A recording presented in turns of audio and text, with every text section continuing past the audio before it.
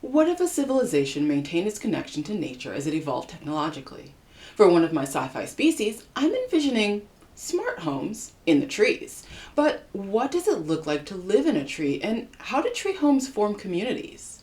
I'm sci-fi writer Casey Hudson, and this is how I world built a technologically advanced treehouse neighborhood. This is a Pwungabel, a highly advanced species based on orangutans. I want to pay homage to their tree-dwelling origins, but they're more technologically sophisticated than modern-day humans. So I can't have them living in tree nests the way real-world orangutans do. I could give them a bit of an upgrade to a common treehouse, but even then, we're essentially talking about a shack that's 6 to 20 feet above ground. It's an upgrade from a nest since it provides a platform to move on and weather protection. At their most luxurious, though, treehouses would have more novelty than utility. The biggest issue being the distance from everyday activities. Say one of my characters needed groceries or wanted to stream a movie. Based on the way human treehouses work, my character would have to go into town or get a stronger internet signal. For high-tech convenience, I'll need to build infrastructure. Full neighborhoods worth of trees to foster retail and social environments. And I need to decide how this culture incorporates their ingrained appreciation for conserving resources. A treehouse neighborhood of detached single-family homes would be misaligned, but multifamily housing is doable. I'll start there. Low to mid-rise buildings are fewer than 10 floors, and the largest building in the world is 163 floors. Thinking about this in tree terms, Earth conditions are not ideal to provide structure for skyscrapers. Hyperion, our tallest tree, is only 32 floors high. To make my metropolis possible, the Pwungabel world will be full of redwood forests where Hyperion height is average. For this to be more scientifically reasonable, I need to look at how trees in this world are so tall. Because the thing is, tall trees are probably height limited. The taller they get, the harder it is to pull water up their trunks. So how am I, or the Pwungabel, overcoming this limitation? Water is essential and problematic. It doesn't just limit tree growth in my world. If I dig into this idea of treepartments, I also have a water flow challenge. What happens when people flush their toilets or wash their clothes? The answer to this starts with this world's environment. Like their real-world counterparts, the Pwungabel are native to the rainforest. Knowing that makes water management easier. See, tree houses commonly harvest rainwater to facilitate plumbing.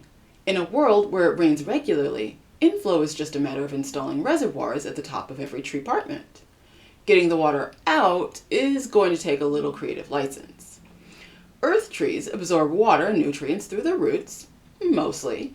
Then they move that sustenance through their bodies. But they're not adapted to support an apartment full of modern living, let alone a body 5 times the size of a redwood. Pwungabel trees need to absorb all available water and nutrients to live in their world. For this, I'm going to give my trees aerial roots. Imagine a modular living pod with scaffolding holding it to the side of a tree. The pod is surrounded by substrate that's teeming with nutritious byproducts from gray water and composting toilets. Hungry for the nutrients, the trees and other rainforest vegetation grow new sets of aerial roots. These roots surround the substrate and shoot downwards, further securing lower pods and helping the tree maintain its stability. The roots absorb the apartment waste and deposit what's unwanted at the base of the tree. For a bit of flair, I'll make the deposits at the base of the tree suitable for use as fuel.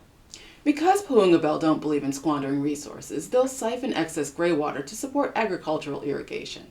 And the fuel will be funneled back into the tree to light apartments and power devices, all of which will be managed by intuitive technology. Motion and sleep-sensitive lights and entertainment, smart appliances that know when food is cooked to the right temperature, and refrigerators that suggest recipes when items are wilting or expiring. Now that the standard interior has been defined, I need to think about the world just outside the front door. With the framework figured out, a treehouse neighborhood is pretty easy to create. Because many of these trees are giant, it's reasonable to make them multi-use. In real human terms, this means combinations of residential, commercial, retail, and entertainment spaces. So instead of each tree department being a building, I'll build them to be community hubs. In addition to living quarters, each residential tree will have libraries, community centers, and or schools. And to create a full treehouse neighborhood, I'll use the same structure type for different purposes. Think of this like different districts within a city. Want a night out? Visit one of the entertainment trees. Enjoy fancy dinners? Check out Food Row of trees. Need a new outfit? Stores in Fashion Grove are open late. Government offices and hospitals can have their own trees, and other places and services can be placed where appropriate. I'll world build skyways for easy access between trees, and I'll disperse playgrounds and parks amongst the branches. And that's community done. Well, except for transportation. Since Umfacrumpf Nation is so high up, their vehicles will need to be aerial, and their airspace will need to be highly controlled to minimize fatal accidents. Because gravity. Accidents are vertical and potentially more dangerous. So I'll have them use mostly mass transit, except emergency vehicles. And to keep from clogging up the airspace, I'll have cargo and shipments transported on the ground. This detail will be narratively interesting since rainforest floors are made up of moss, fungi, and decaying plant matter. They're also dark, so plant life and scavenging animals will be hazardous for couriers. But that's something to expand upon later. Until next time, stay curious.